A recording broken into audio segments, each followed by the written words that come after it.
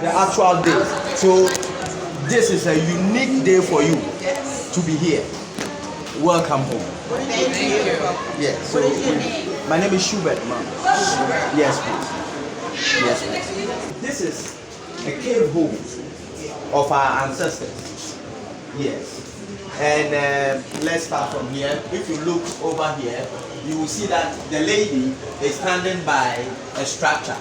This structure is supposed to be a silo where they kept grains, and we were not introduced to maize at this time, so we were keeping things like millet and sorghum, and then barley.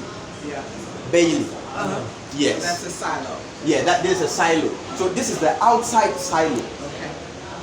So, and if you look over here, you will see that there are two silos. So this is supposed to be the fridge in your room.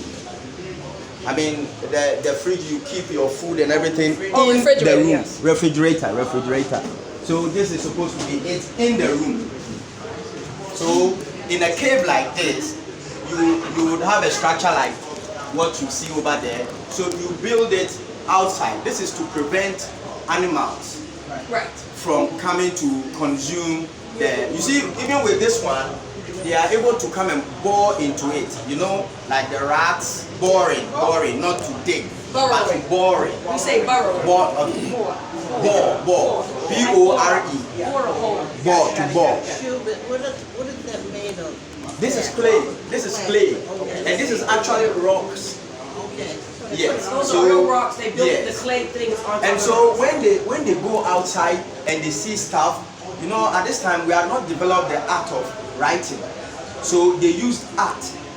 So if you look around, you can see cave arts. I will not try to interpret them for you. So this one is what you will make out of it, but all of us can see a human here. A human here. And of course, because of the protruding back, we would assume this is a woman. Oh, because of protruding back. Yes. But we are Africans, please. We are Africans. If it were a European cave, this would not have been the assumption. Right. God gave it to us. God gave it to us, and we will be proud of it. Yeah, we will be proud of it. Thank you so much. So you can see most, you know, some of the inside silos here. Utensils. These are excavated utensils. If I say utensils, it means that these were used in the house. These were used in the house. Now, if you take a look carefully at the utensil, you will see that they have something to support the under. Have you seen the under it? So this means that these were not used for cooking. They were for storage. You know, after they have grinded the millet into, let's say, flour and other stuff, this is where they will normally have kept it. Since these are excavated artifacts, some of them have been broken.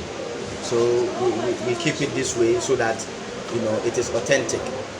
Yes, and these were gotten from S.K.M in Ghana. So this is actually, we are telling you about the people who are occupying this place called Ghana today. What we were doing in, let's say, the 2nd century, 3rd century. This is how developed we were. And in fact, these were done without any interaction from outside. So this is indigenous knowledge. Right. We no European, no Arab. No influence. Yeah. It's right in the water. Yes, S.K.M is in the central region. Okay. And where's Yes. Accra? And this is Accra. I thought so. Yeah, near the water. Yeah, the little one. That's the smallest.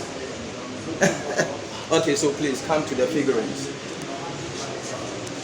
Here, please.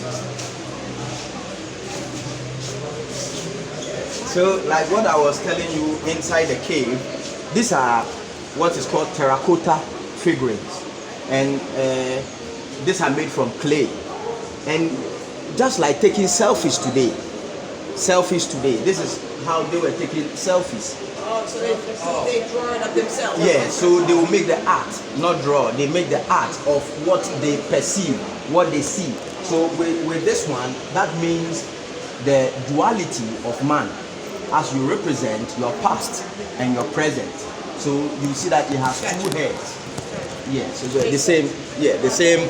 So you can look at it. This one, we will not try to interpret it for you. Yeah. You try to look at it yourself and put your mind into the minds of the ancestors and see what they were trying to say. Yeah. Yeah, so you can look at it. I like that. For instance, if you look at this one, it looks like he's sitting on a horse. Is it a horse?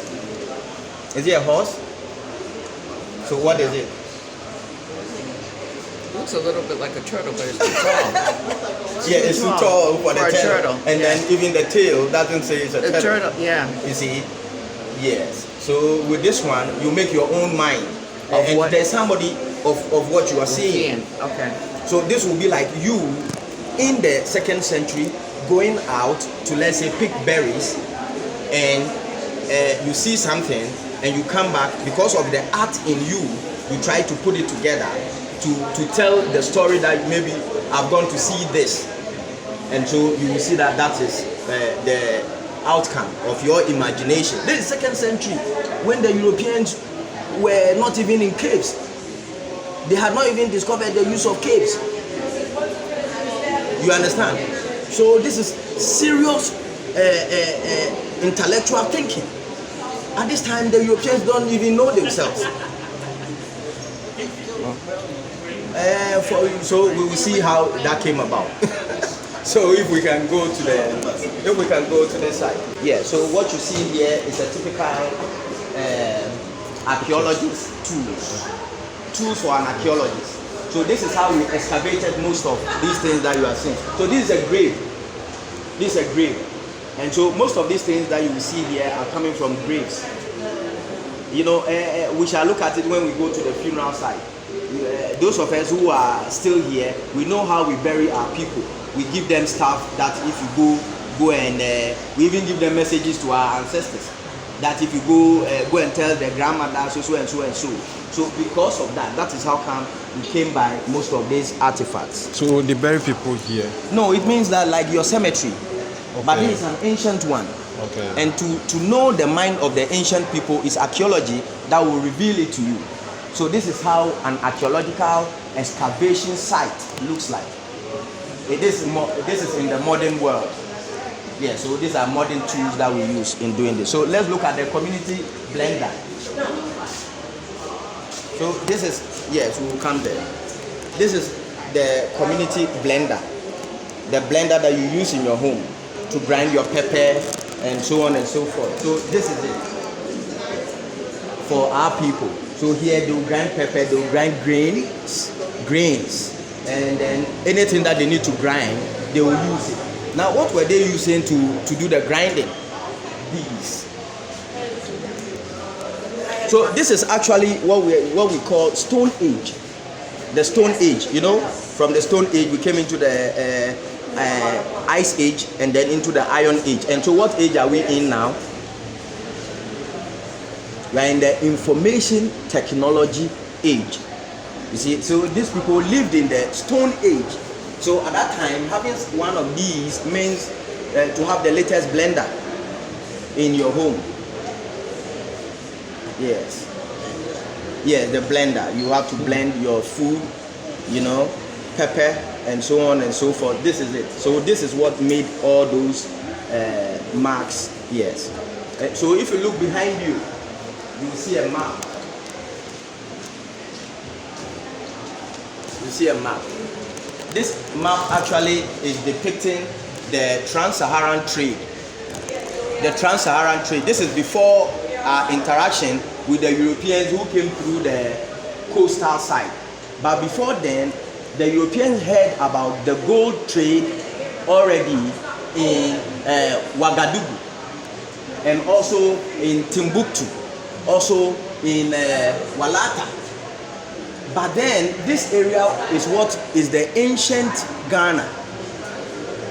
You understand? So this ancient Ghana is somewhere around Mauritania, northern part of Mauritania and southern part of Morocco, coming through to Mali. You see? So this is where all this you see are trades. So this is how the Europeans got to know about the gold we have here. So when we gained independence and we were called Gold Coast, and the old Ghana itself was so much rich in gold, so we adapted the name of the old Ghana to what we have today, because we are Gold Coast.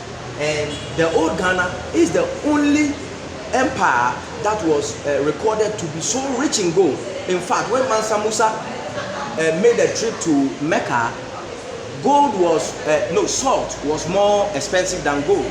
Salt was more expensive than gold because he messed up the economy of Egypt, because he was traveling to, and he gave it out like confetti. The gold. The gold. He had camels, donkeys of miles following him, full of gold. Now, how did he make this money? You see that if you are coming here, if you are coming anywhere towards Asante, you have to pass through here, and he will take tax. And when you are also going, he will take tax. When you are coming, he will take tax. When you are coming, he will take. So all around, he was making money.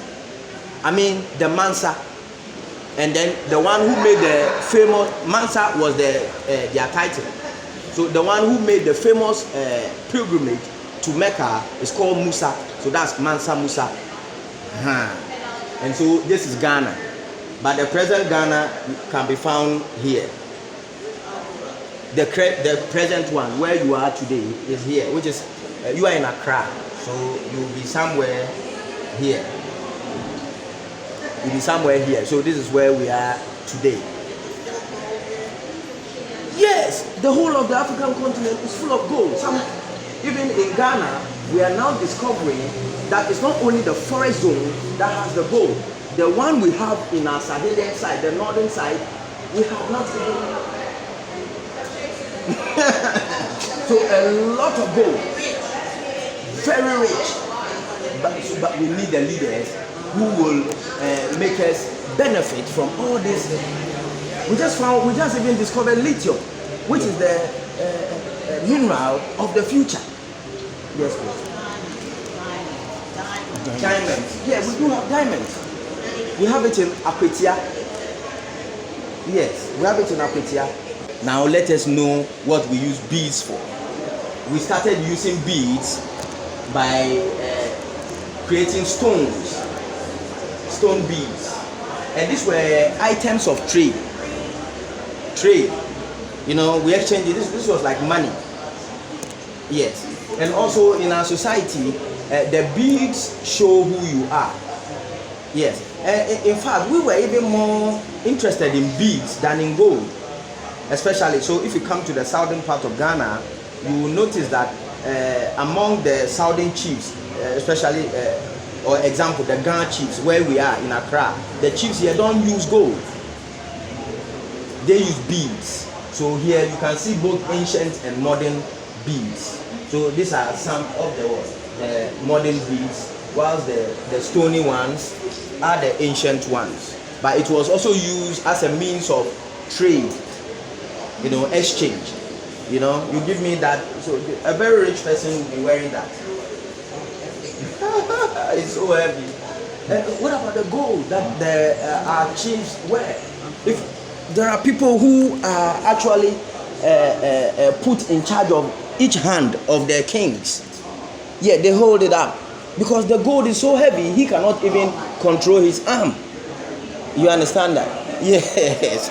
And so is it this same stone they use as thunderstone, or this one is different? No, this is different. Okay. You see, this is different. These are unique ones. So if you look at them, you will see that they are not even ignored. Yes. Let's now start with the should I say interference in our existence. The Arabs were the first to interfere in the African or on the African continent. So of course, when they came with their religion, that is Islamic religion. On the African continent, apart from Egypt, Islam came before Christianity. So this is why you see that some of our oldest religious, or should I say religious shrines, are the mosques. So this is the Larabanga Mosque. You see it in the northern part of Ghana. you can still also visit this place. It's a very nice place. Here, if you go and say your prayer, it is believed that Allah will answer you. Yes, and a lot of people have had testimonies of such. Yes, after visiting, people who didn't have children. Yes, and they wanted children, more children. Yes. So this is Larabanga. So that means the Islams were the first people to come to Yes, not Africa. Not country. Africa. Yeah, Right. I'm saying not Africa. Egypt, by 333 AD, you understand, has had the Islamic world, people coming into Egypt, and they conquered the Maghrebian. So that is Morocco, Algeria, Tunisia, Libya. So where are these people from before they came to this? Saudi Arabia. They came from the Arabian Peninsula. What you actually don't know is that those days, the African continent and that of what the European call Asia Minor. Asia Minor. This is the Sinai Peninsula. There was no division. You can walk across. So it was the British who actually built the Suez Canal by bombing out the continent, so that the sea so that they don't have to go around the continent before they go to Asia. They can just pass through the Red Sea and they are in Asia. Do you understand that? That's how come the Muslims rode their horses. So what's the mentality or their aim for coming to those To countries? spread Islam, and Not for- in a violent way they did it. Please, this is history, and we have to say it correctly. They didn't come like the Christians. They came very violently. Okay. Will you accept Islam? No. Okay, so that means they didn't come to take our good, our resources. Please, they even did to us what the European didn't do. You see, our history books don't record what the slavery that the Arabs did. That one was more wicked than if it was the Arabs, maybe the Americans, you wouldn't have existed by now. I mean, the Black American community, what they did was that they would castrate the males when they take them there. You know, even in America, it got to a time white people were marrying the blacks, isn't it? When was the last time you saw an Arab, a Saudi Arabian, married to a black? Never. Do you understand that? They will make sure that you, even read about the black Arabians. Do you understand that? Because at that time the continent hadn't been divided by the Europeans, the blacks, we were going through all those. So if you go to Yemen, black people, but the Arabs have been able to push us into oblivion over there. So you see that I'm talking about blacks in Yemen, and you don't think that there are black Saudi Arabians. You see, but you never hear about them. Why? They systematically, do you understand, exterminated, they brought you there to work. Yes. Yes, that's what I'm trying to say, that in Saudi Arabia, it wouldn't happen. Because they didn't want you to have children with their women. So when they took you as a slave, unlike the Europeans who took the blacks from here to America and South America, yes, fine. So they did not castrate them. But these Arabs, they castrated the black people before they even allowed them into the working space. Yeah, even Argentina. Well, did Argentina do the castration? No. Argentina worked the blacks out of extinction and also pushed them. Have you seen a black Argentinian player before in their football team? But Argentina has almost like 15% black population.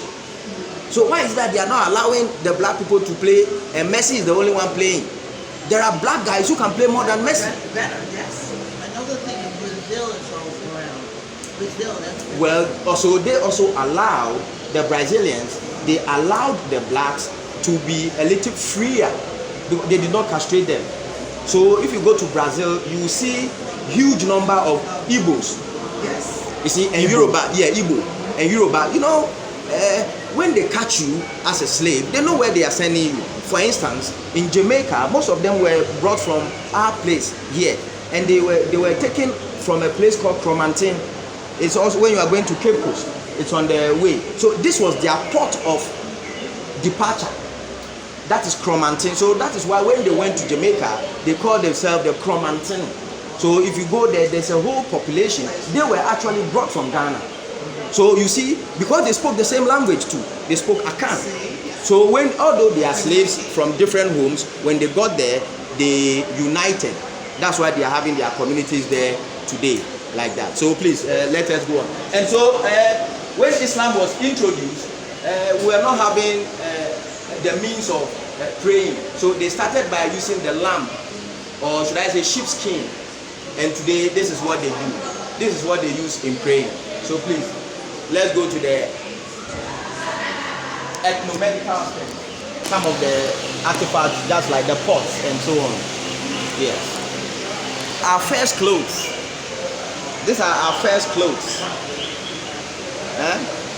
What we are all wearing. This is the first way or how we started having our cloth to be able to cover ourselves. Yes. I think my brother will also agree that when we were younger, the ladies in our communities, especially at your age, they were not wearing things like this. So you will see them in just what, panties. Yeah. And they are free. So I don't understand what is going on today. That they say if you wear and because of that someone has to rape you. It's crazy.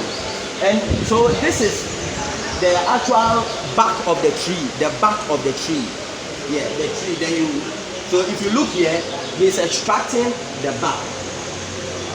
Okay, when he gets it like this, he will soak it in water. Then he will use the mallet to beat it into the cloth. Then they will cut it and then use animal bones as needles. And then we have the clothes we wear. But we were still not wearing, especially our ladies didn't have the upper covering. We only had a just your breast up. Just your breast up. When I take you to you have a court inside, or you have a shrine, you take everything off, and then it will be left with your, so that you see and feel the African culture. Yes, really. Ethno-medical stand. So here we have varieties of herbs that we use, but I'll be talking about only one of them, especially the neem tree. The neem tree was introduced into Ghana from India, and the neem tree is a very powerful tree because it cures a lot of diseases, malaria, dysentery. It can also make hair grow very fast. Yeah, the seeds. There are how do you call it? Liquid. No, fruits. Some fruits in the seeds. Is it? What is that called? Neem. So please come for it. Let me see. This is it. It cures a lot of diseases. Yeah, this is neem. And also we have the bitter leaf, which we use to make soup. It is actually bitter. But when you eat it, that's why our people were growing up to 100 and above. My grandma was almost 150. Yes. How were they doing this? And even above 100, she was still going to the farm. If you try to prevent her strength, how did they get it? They were eating greens. Today, even in Ghana, although we have the greens all around us, we are still eating what? Processed food, which is bad. Burgers, and now we are. How did we come to be eating pizza?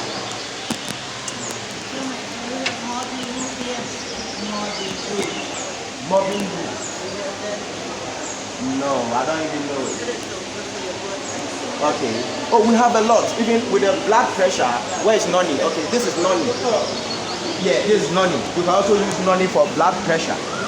And there is also one which is not here. It's called a champon. A champon is so wonderful because it will make you look young. Yes, it's an anti-aging plant, but we haven't developed it. And so let me say, excuse me, they use it feminine. Actually, these are money. You know it. Yeah, this is money. And so you see the stone, you see the silver, and then you see the ivory. The ivory is the most expensive one. Yes, because you need to kill the elephant to extract it. So this is for nobility. Yeah, so if you are, in the chief royals and so on and so forth. Yeah. So please come. This is how actually we got the name of our money, cedi. Yes. From these cowries that were brought from the Maldives by the Arabs to trade with us. So in Ghana we call it cedi. Cedi. That is why we got the name cedi. So this is how we got the name cedi from this. So when the Europeans arrived, they saw that this was what we were trading in. So they went to the Maldives and brought more. And so they came to destroy the economy where we use this. And so they changed this one into gold. They changed from here to gold. This, you will not get it here in Africa. You get it from the Maldives. That is why we were able to use it. So right now, if you go to the shrine, this is what is used for voodoo stuff. Yeah, now we use it for our money.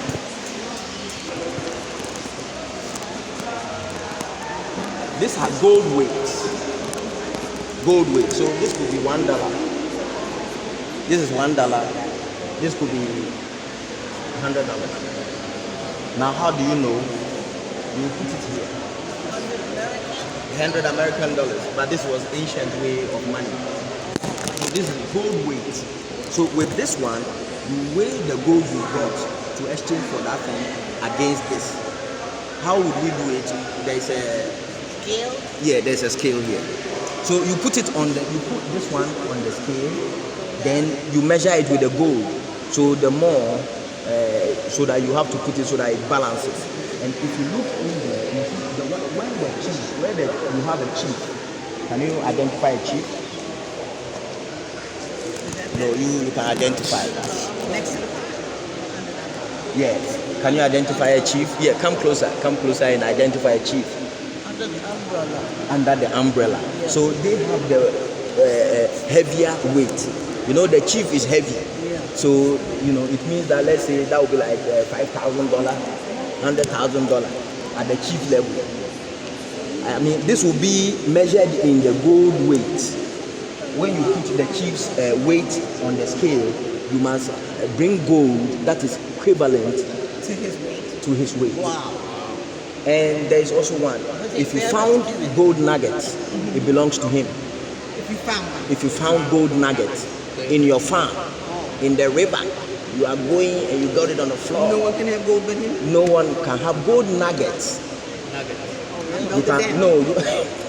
If you melt it, it's still a nugget. You can only have dust, gold dust. Oh, Yes. like in the West. No, you can't do gold dust. Cannot do it. Yeah, it's Compared to that. no. You can actually even grind it. Just little bitty. Yeah, if you melt it down, you can still get your main gold. But if you have it in the nugget, it belongs to the king. In fact, the Asantes went to war with the Fantis because of this. Because somebody found a gold nugget, he didn't give it to the king. When he was asked to bring it, he ran away from Asante into Fanti. And then the king requested that the Fantis bring him back, and they said no. Then they are going, yes, they cause a war. We are going for him. A nugget. It's not a nugget, it's money. This is where you store your gold dust. You see, you don't have a nugget, but you have a. So normally, these are the grandma's insurance. You see, grandmas always have something behind. Very special. Very special. When the family is going through difficulties, grandma always knows how to solve the situation. This is how she did it. She kept her gold dust in these. Oh yeah, but with the grandmas it's still like that. Some of them are very rich. Some of them are very rich. So they keep theirs, the inside this. So this is called kukuo. Kukuo. Kukuo. Kukuo. Yes, kukuo. So normally the bushia kukuo. Normally they will bury it at a place where nobody can see. And so in modern times, some people in their farm doing normal work on their farm, then they hit it. Then you hit. There's no owner. It's there, for hundreds of years, and nobody knows where the gold is. Then you are working on your farm, then you hit it. We are all praying one day that we should hit grandma's kukuo in act. And one more thing, please. Okay. Mostly when you are those that are closer, if you happen to be closer to your grandma, you are likely to be when she knows that she's passing on. Okay. She hands it over to the favorite child or the favorite grandmother. Okay. So you see. Did you get one? Let's go here. Okay. Yeah. The stool is the power of the kingdom. So this special stool is the message here is don't be greedy. So this is an appellation or a philosophy that is denchen frum aboy ne fuku nanso odidi ano ohram. Don't worry about it. So these are two crocodiles who are eating. However, their stomach is one. So if you eat, it will enter into the same stomach and she will be satisfied. If you don't eat it, she can also eat it and it will enter into the same stomach and you will be satisfied. But the two of them are fighting. And I also have an answer to it. I'm also young, but this is ancient. And I've also thought about it so a long time. I'm saying that if you eat it and she will get satisfied. And the same way, how about taste? I also want to taste. It is true that when you bring it, I'll get satisfied. But I also want taste. I want the taste. How does spaghetti bolognese, how does it taste? How does a strawberry ice cream, how does it taste? If it only passes through only one mouth, we will be the only one tasting. What about me? I also want to taste it. So we keep going. This is a big philosophy for us.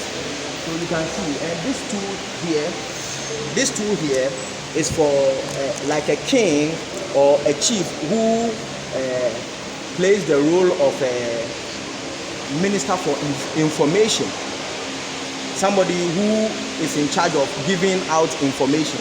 So if you look under the stool, you will see his symbol. The symbol of the atumpan, which is the talking drum. This is how we communicated. You see, so when you are from, they will play the drum language. You have to understand drum language. Yes, so this is it. So let us, and in our culture, upon all these stools, we have a stool called the black stool. With that one, nobody sees it. And when the king dies, they have to kill a member of the royal family and kill a member of the royal family and burn the person into ashes. And then use that ash to blacken the stool. That's why we call it the black stool. So if you look here, you see it's a black stool. This is the spiritual stool of the Ashanti nation. If you take this away from the Ashanti nation, there will no more be any Ashanti nation. So in fact, this is why Asante went to war with the British in 1901, because there was a governor in Ghana who because at that time the Asantes were very warriors people and they wanted to conquer the whole territory. And the British, who were at that time in the colony, especially in the Fanti areas, did not want to agree for Asante to come from the forest zone and come and conquer the coastal areas. So he demanded for these two. Then Asante said, what? You have to kill all of us to get it. They went to war, Asante lost. That is how the Asante nation has been brought to where it is today. Otherwise it would have been as powerful as the British. Yes. Yes, please. No, this is a black stool. Nobody sits on it. So this is where, if you are installed as a chief, for you to get your name, you are going to be blindfolded. Then you go. Then the one that you touch, that is the name that you. So there was somebody already on it. So if you go into the room, there wouldn't be only one. There will be about 10. Right. Whatever one you touch. The one that you touch, that's the one that you have the name. So in the Ashanti Kingdom today, we have Osetutu the second. So for almost getting to 400 years to 500 years, there had been no other Osetutu until in 2000, when we had the current Osetutu. He is the His Majesty is the one behind you. So he is the second Osetutu, the actual person who founded Ashanti Nation. Yeah, so this is his second. So this is Osetutu the second. Yes, please. Yes. Exactly. That's why they held his arm. He's so heavy. You see where he is? He's in a palanquin. There's somebody sitting in front of him. Yes. Okay. So with that one down, let's look at the Ghana nation, where we are in Accra now. This is the representation of the royal family or the royal class of the Ghans in Accra, the owners of Accra.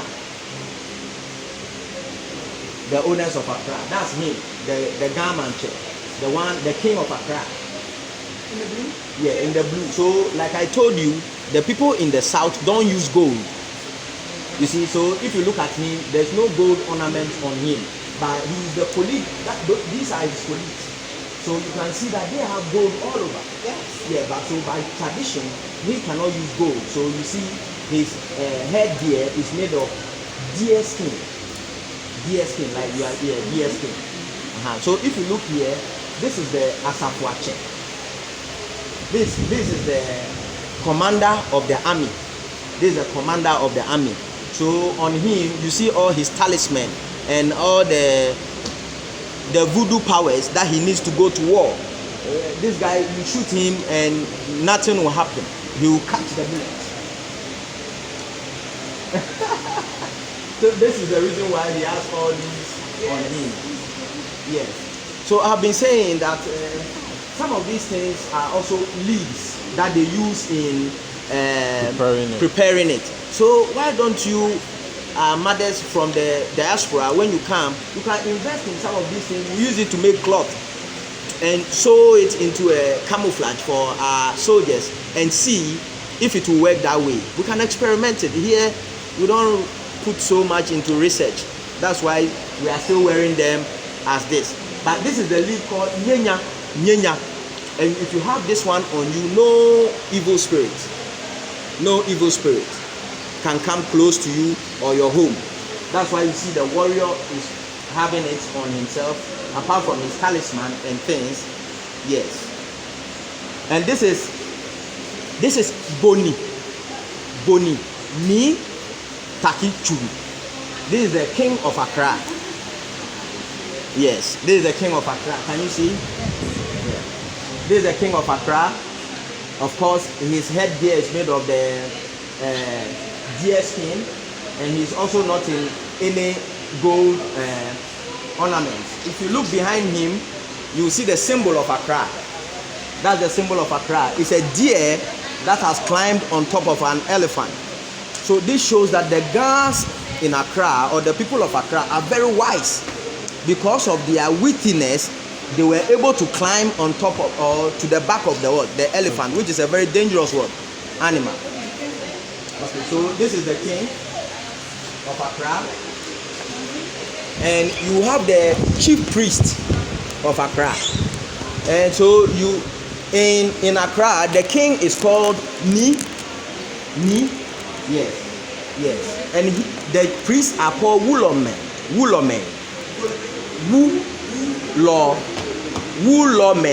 yeah.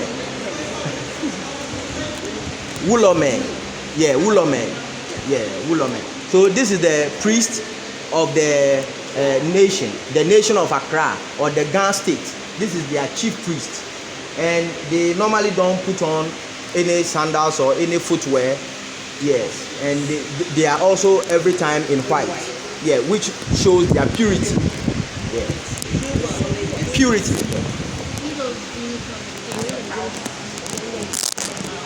These are cowries. Rich man. You understand that? In those days, two cowries for you. For human. Yes. I just want you to 2 cowries. We buy you for 2 cowries, and we buy a horse for 14 cowries. So the horse is more valuable than the human being. So yeah, you and especially when you are a little older, 1 cowrie. But when you are young, 2 cowries. You are young like this, it means that you can. This one can work. This one can work for a long time. Apart from that, she can also give birth, so that I gain more. That is why she will be more valuable. How much is 2 carrots in cash? In cash. I would have answered that question. We're not worth anything for them. We're not worth anything for them, even if they come in. You see, How many and so wives do the chief have? oh, a lot. They normally have more than 30. Oh my God! Do they all live with him? Yes, they all live in his well, like his quarters. He has a quarters here in Accra. Kaneshi, have you heard the name? Kaneshi is one of our biggest. Is the king of Accra's quarters. You understand? So normally his wives, one will be here, one will be there. The favorite ones will be closer. You know how it is. So you can see the queen of Accra. She's also wearing the leaves nyenya to prevent her from any evil spirits. Yes, and of course she's in silver, not in gold. Yes. So please let's Name. Na. This is Ni. This is Na. So if you are called Na, you even look like a gun. You look yes.